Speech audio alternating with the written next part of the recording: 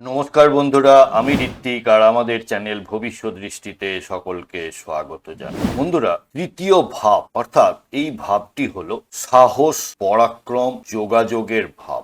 আর এটি ছোট ভাই বোনেরদের সাথে আপনার সম্পর্ককেও নির্দেশ করে। আর এই ভাবে যখন রাহু অবস্থান করে, অর্থাৎ রাহুর অবস্থান ঠিক এখানে যখন হয়, সেক্ষেত্রে এই অবস্থানকে জ্যোতিষশাস্ত্রে অত্যন্ত শুভ ও ভীষণ শক্তিশালী অবস্থান বলে মনে করা হয়।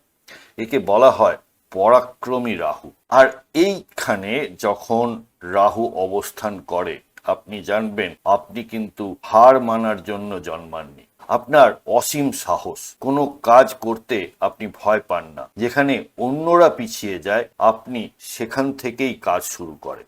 মিডিয়া ও মার্কেটিংয়ে আপনাদের জয় নিশ্চিত থাকে। সোশ্যাল মিডিয়া, লেখালেখি বা ডিজিটাল মার্কেটিংয়ে আপনি সবার থেকে এগিয়ে থাকবেন। আপনার বুদ্ধি হবে প্রখর। আপনারা ভ্রমণ থেকে লাভ করতে পারেন। ছোট ছোট ব্যবসায়িক ভ্রমণ করলে আপনার ভাগ্য খুলবে। আপনি নতুন নতুন মানুষের সাথে মিশতে ভালোবাসেন। আর হলো শত্রু জয়। আপনার শত্রুরা আপনার বিরুদ্ধে কোনো ষড়যন্ত্র করেও সফল হতে পারবেন।